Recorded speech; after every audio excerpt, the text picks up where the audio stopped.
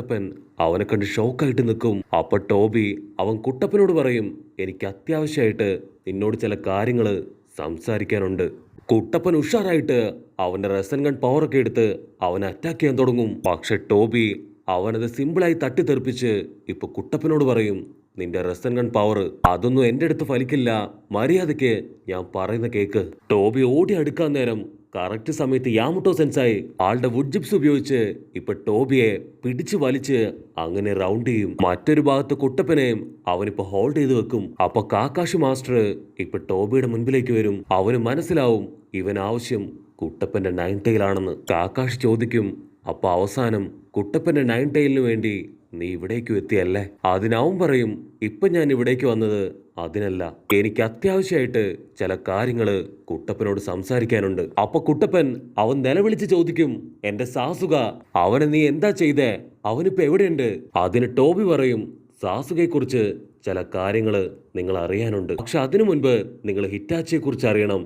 അവന്റെ റിവഞ്ച്, അവന്റെ എയിം അതെന്താണെന്ന് നിങ്ങൾ മനസ്സിലാക്കണം. കട്ട് ചെയ്ത റെയ്ക്കാകെ ഇപ്പൊ സെറ്റ്സുവിന്റെ കഴുത്ത് പിടിച്ച് ഞെരിച്ച് അവനെ ഇഞ്ചിഞ്ചായി കൊന്നോണ്ടിരിക്കുകയാണ്. അത് കണ്ട് ചീഫ് മിഫിനെ ആളിപ്പോ വിളിച്ചു പറയും, എത്രയും പെട്ടെന്ന് സാമുറായികളോട് അലേർട്ട് ആവാൻ പറയണം.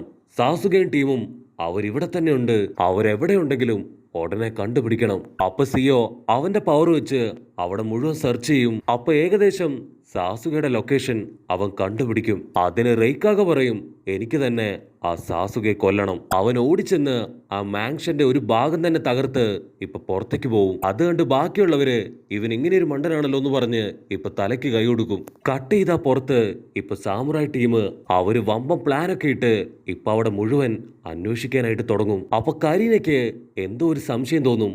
അവള് പറയും, സാമുറായുടെ മൂവ്മെന്റ്സ് കാണുമ്പോ എനിക്ക് നല്ല ടെൻഷൻ തോന്നുന്നു. അവളിപ്പോ തറപ്പിച്ചു പറയും, അതെ, അവര് നമ്മളെ തേടി തന്നെയാണ് ഇവിടെ മുഴുവൻ അലയുന്നത്. എത്രയും പെട്ടെന്ന് എന്തെങ്കിലും ചെയ്യണം, അല്ലെങ്കിൽ വലിയ അപകടമാണ്. അതിന് സുഗട്സു പറയും, ഉറപ്പായിട്ടും ഇതാ സെറ്റ്സുവിന്റെ പണിയാണ്, അവൻ തന്നെയാണ് നമ്മളെ ഒറ്റിക്കൊടുത്തതെന്ന് പറയുമ്പോഴേക്കും ആ സാമുറായി അവര് കറക്റ്റായിട്ട് ഇപ്പൊ നമ്മുടെ ആൾക്കാരെ സ്പോട്ട് ചെയ്യും. അവരോടി വന്ന് അവിടെ ചെക്ക് ചെയ്യും. പക്ഷെ നമ്മുടെ ആൾക്കാരുടെ വെറും ഡ്രസ്സ് മാത്രമായിരിക്കും അവിടെ ഉണ്ടാവുക. അപ്പൊ സാമുറായി ടീം അവരിപ്പോ പതിയെ മുകളിലേക്ക് നോക്കും. അപ്പൊ അവര് കാണും അവരുടെ തൊട്ട് മുകളിലായിട്ട് സാക്ഷാൽ സാസുക. സാമുറായി ടീം ഉടനെ ഇപ്പൊ സ്ക്വാഡ് എടുത്ത് അതില് ചക്ര പവർ കൊണ്ടുവരും. സാസുകയ്ക്ക് മനസ്സിലാവും വേറെ വഴിയില്ല, ഫൈറ്റ് ചെയ്തേ തീരൂ. ഇവിടെ ബാക്കി 3 ആശാന്മാര് ഇപ്പൊ അങ്ങനെ സേഫായിട്ട് ഒളിച്ചു നിൽക്കുകയാണ്. കട്ട് ചെയ്ത സാസുക അവന്റെ സ്ക്വാഡില് ഇപ്പൊ ഷുരീങ്കം പവർ കൊണ്ടുവന്ന് ഫൈറ്റ് ചെയ്യാൻ റെഡി ആയിട്ട് നിൽക്കും. കട്ട് ചെയ്ത കരീന അവള് ഡാസോ എവിടെയുണ്ടെന്ന് അന്വേഷിച്ച് ഇപ്പൊ ആ ഒരു മാൻഷനിലേക്ക് എങ്ങനെയെങ്കിലും കടന്നു കയറാനായി ശ്രമിച്ചു കൊണ്ടേയിരിക്കും. അപ്പൊ ഒരു സെക്കൻഡ് ഇപ്പൊ കരീന അവള് സാസുകയെ നോക്കും. അപ്പൊ അവള് കാണും ആ കേഴ്സ് മാർക്കിന്റെ പവറില് ഈവിൾ സ്പിരിറ്റായി മാറിയ സാസുക എല്ലാവരെയും തല്ലിക്കൊല്ലാണ്. ഇപ്പൊ ആരെങ്കിലും അവന്റെ മുൻപിൽ പെട്ടുപോയാ അവരുടെ കാര്യം അതോ ഗതി.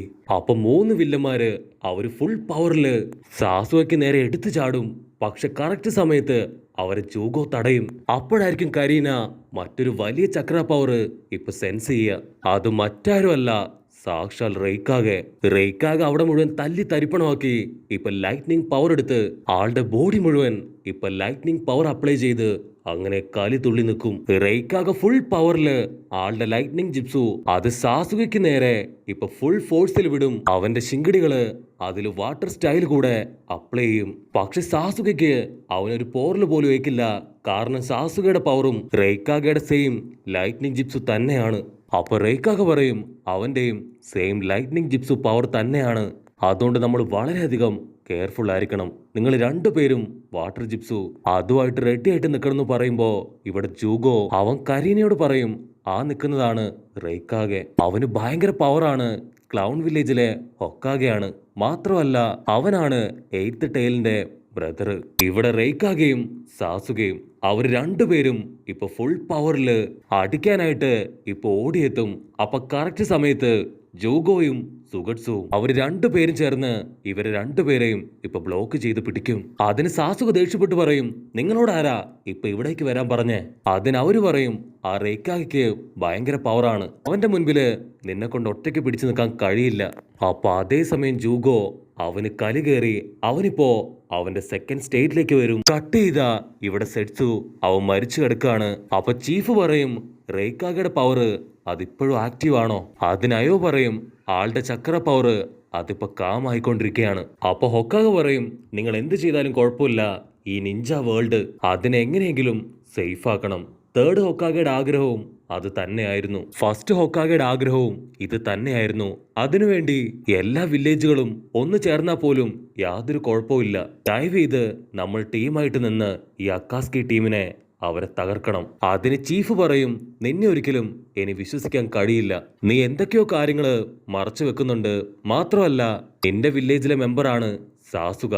അതുകൊണ്ട് തന്നെ ഇനി നീ പറയുന്ന ഒരു കാര്യങ്ങളും നമുക്ക് സ്വീകരിക്കാനായിട്ട് കഴിയില്ല.